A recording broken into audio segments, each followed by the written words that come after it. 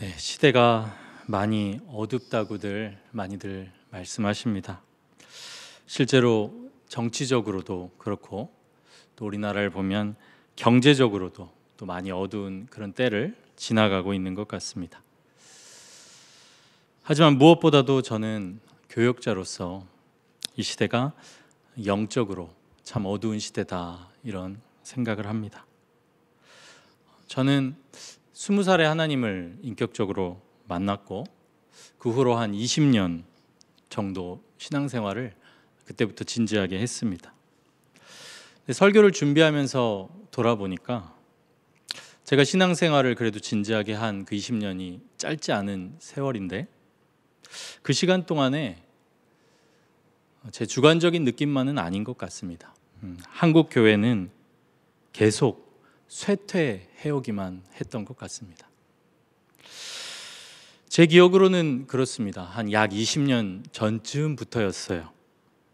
물론 근본적인 문제는 더 오랫동안 지속되었겠지만 그때쯤부터 눈에 보이는 사건들이 많이 생겼습니다.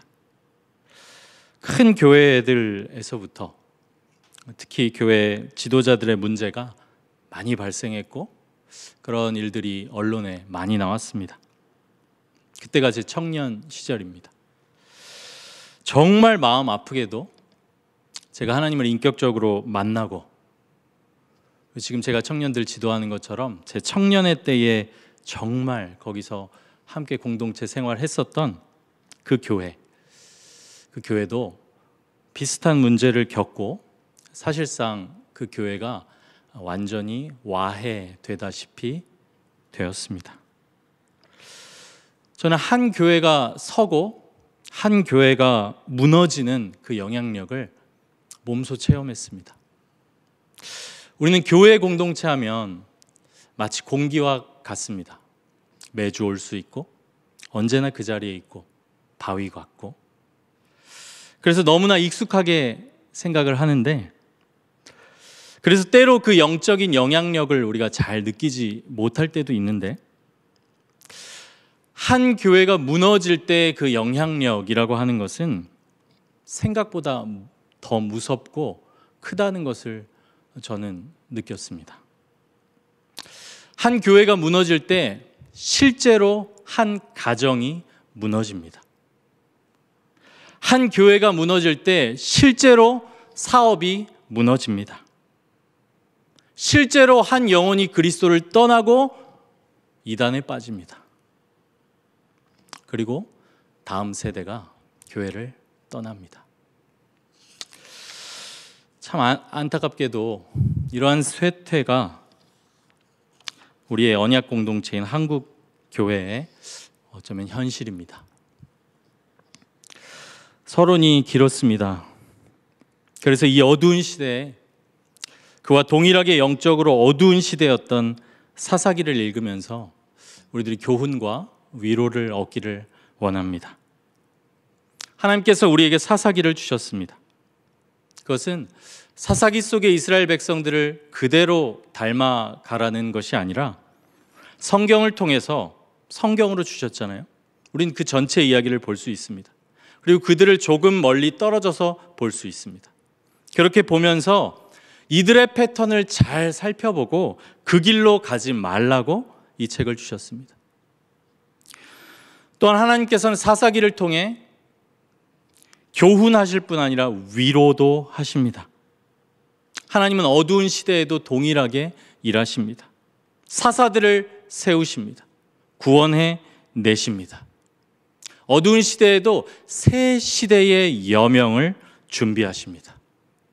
가장 어두운 시대였던 그 사사 시대에 이 룻기라는 가장 평범하고 작은 이야기를 지나서 다윗 왕국이라는 하나님의 나라를 예비하십니다. 또한 사사들의 모습도 우리들에게 위로를 줍니다. 어두운 시대에 쓰임을 받은 이 사사들, 어딘가 부족해 보이고 어딘가 연약해 보입니다. 그런데 하나님께서 그런 자들을 들어 쓰시며 그것도 예상치 못한 방법으로 역사하십니다. 이 사사들의 모습은 이 어두운 시대에 온전치 못한 우리들과 같습니다. 그러나 하나님께서는 그런 자들도 들어 쓰십니다. 그래서 우리는 위로받습니다. 오늘 본문인 사사기 2장 후반부는 사사기 전체의 요약과도 같은, 사사기 전체의 지도와도 같은 그런 역할을 합니다. 전체를 요약해 줍니다. 저는 오늘 사사기 전체의 서론에 해당하는 1장, 2장, 그리고 오늘 본문을 통해서 두 가지 하나님의 속성을 살펴보려고 합니다. 첫째는 홀로 충분하신 하나님이고, 둘째는 질투하시는 하나님입니다. 그리고 오늘 설교의 요지는 이것입니다. 우리는 홀로 충분하신 하나님만을 의지해야 하며 그분께 우리의 마음을 전적으로 남김없이 드려야 한다. 우리는 홀로 충분하신 하나님만을 의지하며 그분께 우리의 마음을 전적으로 남김없이 드려야 한다. 이것이 오늘 설교의 요지입니다. 여러분 아멘이시죠? 네, 오늘 그 마음이 우리 가운데 회복되는 이 밤이 되시기를 바라겠습니다. 사사기 하면 이 시대의 어두움, 그리고 그 시대를 반영하는 온전치 못한 사사들의 모습이 가장 먼저 떠오릅니다. 기드온, 삼손, 입다, 이런 이름들이죠. 그리고 그 시대의 어두움이죠. 그런데 이 사사기가 어두움 짙은 패배가 아니라 완벽한 승리로 시작하고 있다는 것을 아십니까? 사사기 1장 1절에서 2절 말씀입니다. 여호수아가 죽은 후에 이스라엘 자손이 여호와께 여쭈어 이르되 우리 가운데 누가 먼저 올라가서 가나안 족속과 싸우리이까? 여호와께서 이르시되 유다가 올라갈지니라. 보라, 내가 이 땅을 그의 손에 넘겨 주었노라 하시니라. 사사기는 이 담대한 기도와 하나님의 응답으로 시작합니다. 실제로 유다 지파는 승리를 거둡니다. 갈렙과 그의 아우 온니엘이 승리해요. 또한 유다 지파는 시므온 그리고 베냐민과 연합해서 승리를 거둡니다. 뒤이어 요셉 지파도 에브라임과 므낫세 지파도 함께 연합해서 승리를 거둡니다. 이 승리들이 이 사사기 1장 26절까지 1장의 거의 대부분의 내용이에요. 사사기는 이렇게 승리로 시작하고 있어요. 이 사사시대의 승리가 말씀하는 것은 무엇입니까? 저는 이러한 시작이 시대와 상관없이 여호수아와 같이 영향력 있는 어떤 한 사람의 존재와 부재와 상관없이 동일하게 역사하시며 그의 백성들과 함께 하시는 홀로 충분하신 하나님을 보여준다고 믿습니다. 우리 하나님은 홀로 충분하신 하나님이에요. 사사시대라 하면 여호수아가 죽은 뒤입니다. 그 위대한 지도자인 여호수아가 죽은 뒤에도 승리가 있었습니다. 이 하나님의 책들의 시작을 한번 보십시오. 출애굽기, 요셉의 죽음으로 시작합니다. 여호수아, 모세의 죽음으로 시작합니다. 사사기는 여호수아의 죽음으로 시작하고 열왕기상은 다윗의 죽음으로 시작합니다. 요셉, 모세, 여호수아, 다윗, 이름 하나하나가 얼마나 묵직하고 무겁습니까? 그러나 시대는 변하고 위대한 하나님의 사람도 가지만 하나님의 나라는 무너지지 않았습니다.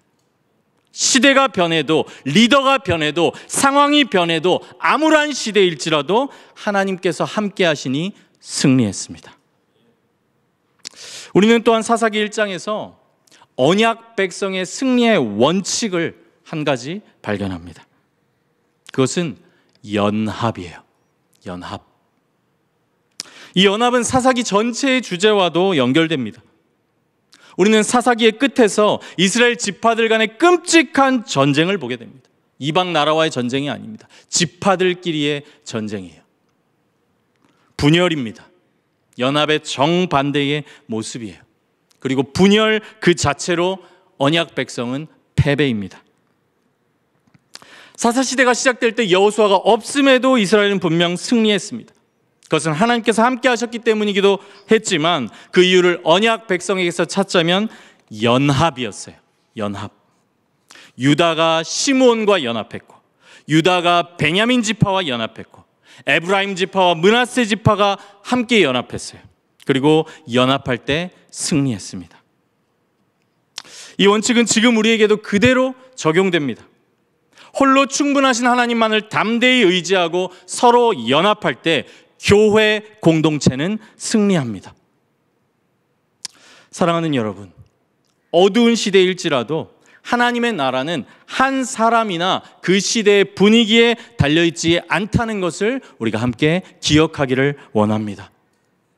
홀로 충분하신 하나님만 우리들이 의지하기를 원합니다. 또한 이러한 때일수록 우리 공동체는 더욱더 함께 연합하기를 원합니다. 성령이 함께 하나 되게 하신 것을 함께 힘써 지키기를 원합니다. 언약 백성은 연합할 때 승리해요. 교회는 서로 사랑하는 것 그 자체가 승리이고 서로 사랑하는 것 그 자체가 그리스도의 빛을 비추는 일입니다. 교회 공동체는 연합할 때 승리하고 분열할 때 패배합니다. 연합 자체가 승리이고 분열 자체가 패배해요. 이렇게 좋은 교훈을 주면서 사사기는 기분 좋은 승리로 시작합니다. 그런데 이 시대가 가면 갈수록 왜 가장 어두운 시대가 되었을까요? 왜 승리로 시작했는데 대적들의 지배를 받는 비참한 시대가 되었을까요? 언약 백성의 승리가 하나님으로부터 왔다면 패배도 마찬가지예요. 승리가 상황과 환경이나 어떤 한 사람이나 시대 분위기에 달려있지 않다면 패배도 마찬가지입니다. 승리도 패배도 하나님과의 관계에 달려 있습니다. 그분은 홀로 충분하신 하나님이시기 때문입니다. 그렇다면 이제 두 번째로 이 사사시대가 우리가 아는 그 어두운 사사시대가 된 이유에 대해서, 질투하시는 하나님에 대해서 말씀을 드리고자 합니다. 한 신학자는 질투를 이렇게 정의했습니다. 배타적 헌신이 있는 어떤 관계에서 그 헌신을 위협하는 것이 있을 때 이 배타적 헌신을 유지하려는 격렬한 욕망, 이렇게 질투라는 우리들이 익숙한 감정을 이렇게 정의했어요. 이 배타적 헌신이 있는 어떤 관계, 가장 쉽게 우리는 부부 관계를 생각할 수 있습니다. 부부는 서로 배타적 헌신을 약속한 언약적 관계예요. 이러한 관계가 위협당할 때 우리는 질투를 느낄 수 있습니다. 하나님과 언약 백성 사이의 관계가 바로 이런 부부와 같은 언약 관계입니다.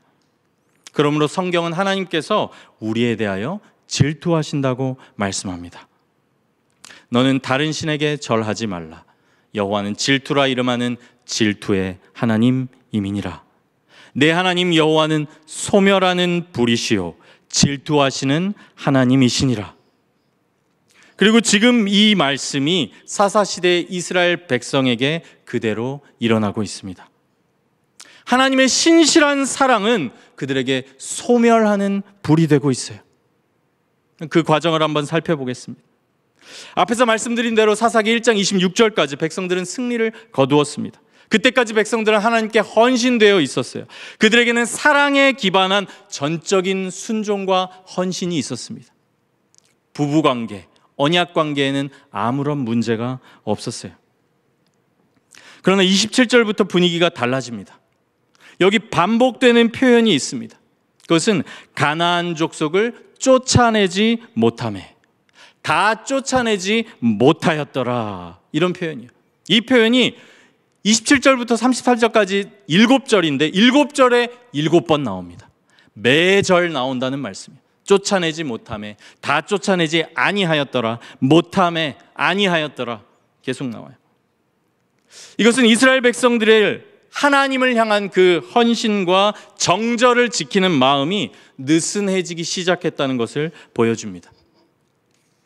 개역개정에서는 쫓아내지 못했다, 쫓아내지 않았다, 이 두 표현이 다 쓰이는데 사실 원어로는 똑같습니다. 히브리어 로가 쓰이면서 쫓아내지 않았다예요. could not, 할 수 없었다가 아니라 did not, 안 했다예요. 하지 않았답니다. 물론 쫓아내지 못했던 때도 있었을 것입니다.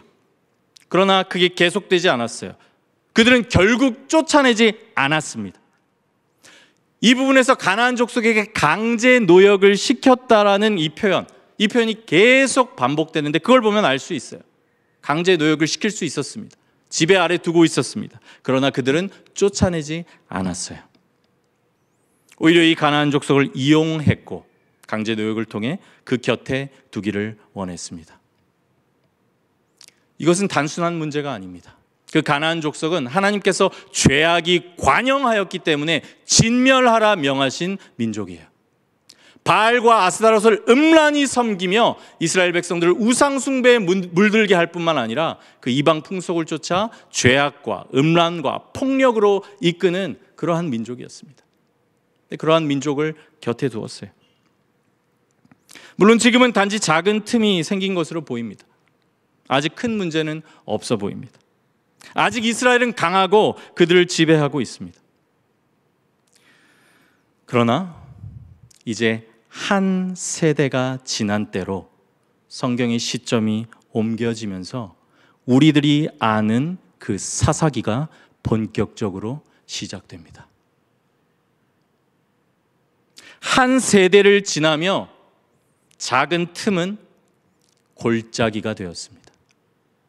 이전 세대의 신앙의 타협은 다음 세대의 배도가 되었습니다.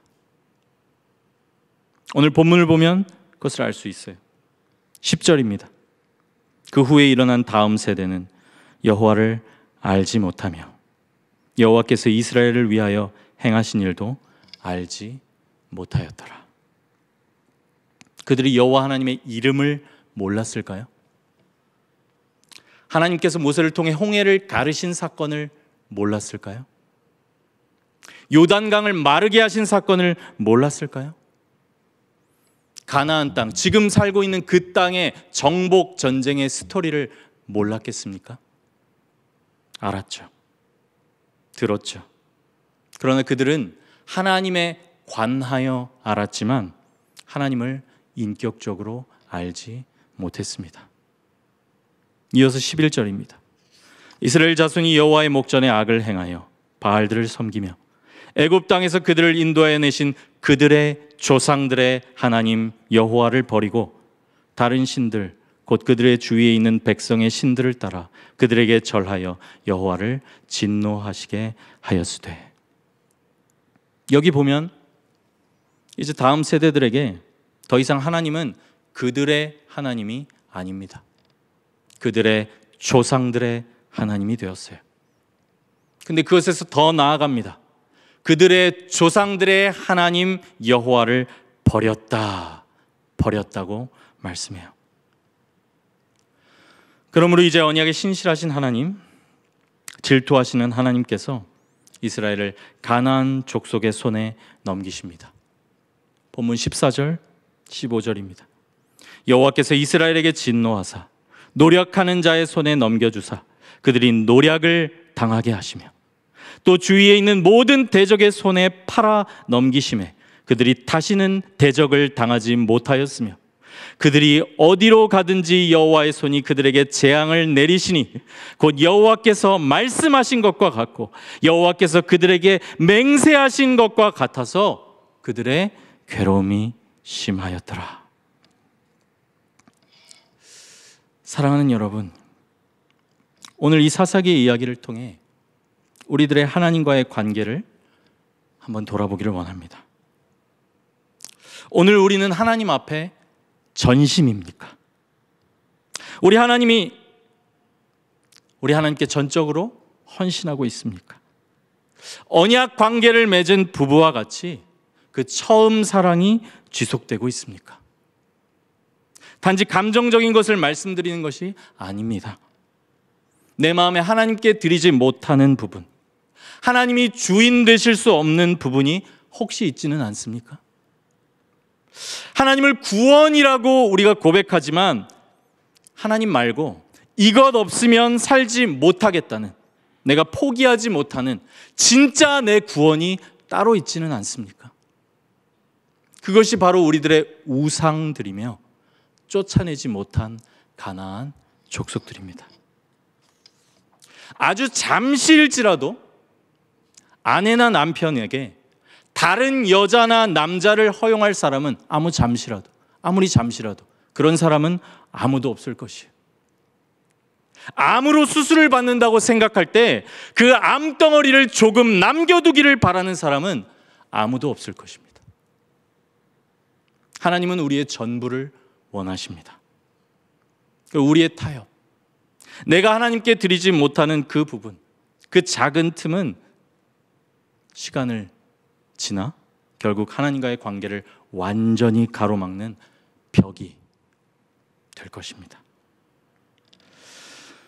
지금 이스라엘 백성들의 다음 세대는 하나님을 떠났습니다. 그리고 하나님의 질투가 그들에게 임하고 있어요. 하나님의 질투, 소멸하는 불이 임하고 있습니다. 언약 백성들이 지배당하고 노략을 당하고 있어요. 그들로 인하여 하나님의 영광은 땅에 떨어집니다. 언약 백성을 향해서 두려워서 떨었던 가나안 족속, 강제 노역을 했었던 그들이 이제 언약 백성을 짓밟고 비웃습니다. 어디로 가든지 재앙이 임합니다. 괴로움이 점점 심해집니다. 이것이 오늘날 한국 교회의 모습이 아니라고 누가 확신 있게 말할 수 있을까요? 교회에서 점점 다음 세대들이 사라져갑니다. 배타적인 교리 때문이 아닙니다. 교회의 거룩하지 못한 모습과 세상보다 더 탐욕에 가득한 모습 때문이에요. 교회 때문에 하나님의 이름이 더 모욕을 당하고 있습니다. 사사시대도 또 지금 우리들의 시대도 이런 어두움이 짙어 보입니다. 소망이 없어 보입니다. 그러나 성경은 소망을 말씀합니다. 이 어두움 가운데에도 소망이 있다고 말씀합니다. 그 소망은 어떤 대단한 인물이 아닙니다. 정치적인 힘도 아닙니다. 우리들의 능력도 아닙니다. 심지어 우리의 회개도 아닙니다. 우리에게는 회개를 할 능력이 없어요. 사사기에서 보여주는 것이 그것입니다. 그들은 회개를 할 능력이 없습니다. 그들은 울었습니다. 슬피 울었습니다. 그러나 회개하지 못했어요. 우리에게는 회개를 할 능력이 없습니다. 그러나 그래도 소망이 있습니다. 유일한 소망은 하나님의 긍휼이에요. 하나님은 그런 이스라엘 백성을, 그런 이 시대의 교회를 긍휼히 여기십니다. 그분은 신실한 남편이십니다. 긍휼을 가지고 있는 신실한 남편입니다. 그런데 그 간음한 여인과 같은 우리를 찾으러 오십니다. 그분의 타오르는 질투로 우리를 심판하시는 것이 아니라 그 타오르는 불같은 열정으로 어떻게든 그 언약 관계를 회복하고자 간음하고 바람이 나고 정절을 저버리고 헌신과 신뢰를 깨트린 우리와의 관계를 회복하고자 할 수 있는 모든 것을 하시는 것이 하나님의 질투의 방향이고 그 질투 안에 있는 하나님의 본심이에요. 그분의 긍휼입니다. 예레미야가 사사시대와 동일한 이 비참의 때에 유일한 소망인 하나님의 긍휼을 이렇게 노래합니다. 그대의 입을 땅에 티끌에 댈지어다. 혹시 소망이 있을지로다. 자기를 치는 자에게 뺨을 돌려대어 치욕으로 배불릴지어다. 이는 주께서 영원하도록 버리지 아니하실 것이며 그가 비록 근심하게 하시나 그의 풍부한 인자하심에 따라 긍휼히 여기실 것임이라. 주께서 인생으로 고생하게 하시며 근심하게 하심은 본심이 아니시로다. 그리고 하나님께서 이 동일한 긍휼로 사사시대 사사들을 세우십니다. 18절입니다. 여호와께서 그들을 위하여 사사들을 세우실 때에는 그 사사와 함께 하셨고 그 사사가 사는 날 동안에는 여호와께서 그들을 대적의 손에서 구원하셨으니 이는 그들이 대적에게 압박과 괴롭게 함을 받아 슬피 부르짖음으로 여호와께서 뜻을 돌이키셨음이거늘. 여기 하나님의 긍휼의 마음이 보입니다. 사사시대 내내 사실은 이스라엘 백성은 참된 회개를 하지 않았습니다. 그 언약의 배우자인 하나님께 진심으로 돌아오지를 않았습니다. 계속해서 우상숭배와 간음을 저지릅니다. 그렇게 간음을 저지르다가 자신이 초래한 불행 때문에 괴로워서 슬퍼서 우는 것이 이스라엘 백성들의 모습이에요. 이것은 마음을 진심으로 돌이키는 진정한 회개가 아니었어요. 울지만 불행 때문에 고통스러워서 울었습니다. 그런데 하나님께서는 그 모습에 온전한 회개가 아님에도 불구하고 그 이스라엘 백성의 불행에, 그 부르짖음에 마음이 아파서 하나님께서 마음을 돌이키십니다. 이스라엘 백성이 돌이키는 것이 아니라, 우리가 돌이키는 것이 아니라 하나님께서 그 마음을 돌이키십니다. 우리의 회개가 아니라 하나님께서 우리를 긍휼히 여기시고 그 마음을 돌이키세요. 우리들의 소망은 하나님의 긍휼이 소망입니다. 그리고 이것이 사사들을 이 어두운 시대에 세우시는 하나님의 은혜예요. 마지막으로 두 가지 짧은 적용을 말씀드리고 말씀을 마치려고 합니다. 먼저 첫째로, 저는 우리도 하나님 앞에서 울 기회를 놓치지 말아야 한다고 생각합니다. 시대가 어둡습니다. 교회의 미래가 어둡습니다. 다음 세대가 하나님을 떠나갑니다. 우리의 영혼도 위태롭습니다. 그래서 우리는 애통해야 합니다. 울어야 합니다. 이스라엘 백성은 울었습니다. 그들은 그저 그들의 불행 때문에 터져 나오는 이런 부르짖음으로 울었지만 하나님 앞에서 울었습니다. 하나님 앞에서 그들의 마음을 드러냈어요. 이것은 비록 온전한 회개는 아니었지만 최소한의 하나님과의 그 시대에서 교통이었어요. 그리고 그 부르짖음에 하나님께서 반응하셨습니다. 그들은 온전하게 돌이키지 못했을지언정 그들을 위해서 그 불행을 보시고 하나님께서 돌이키셨어요. 우리도 울어야 합니다. 우리에게 이 눈물과 애통이 회복되어야 합니다. 우리에게 애통과 눈물을 달라고, 이 시대를 향한 그런 애통, 또 나의 영혼을 위한 그런 애통, 우리 가정을 위한 그런 애통과 눈물을 달라고 우리들은 이 시대에 기도해야 할 것이에요. 마지막으로, 그러나 한편으로 우리는 사사기 이스라엘 백성들과 같은 모습으로 끝까지 그 모습으로 나아가서는 안 됩니다. 그것은 사사기를 통해서 주시는 온전한 교훈이 아닙니다. 우리는 울어야 하지만 그 울음은 그저 우리의 불행으로 인한 고통의 호소에만 그치지 말아야 합니다. 우리의 울음은 그 고통의 끝에서도 나를 놓지 못하고 끝까지 자기 중심적인 그런 울음으로 끝나서는 안 됩니다. 우리의 애통과 울음은 진정한 회개로 나아가는 울음이어야 합니다. 우리는 하나님 앞에서 울며 나아갈 때마다 우리의 전심을 회복시켜 달라고, 우리의 정말 전심을, whole heart, 정말 우리의 모든 것을 하나님께 드릴 수 있는 그 마음, 언약을 맺을 때의 그 마음을 회복시켜 달라고 우리는 기도해야 하고 그 사랑을 회복해야 합니다. 처음 사랑을 회복하기 위해 나아가야 합니다. 처음 행위를 회복하기 위해 나아가야 합니다. 물론 우리의 힘으로는 불가능합니다.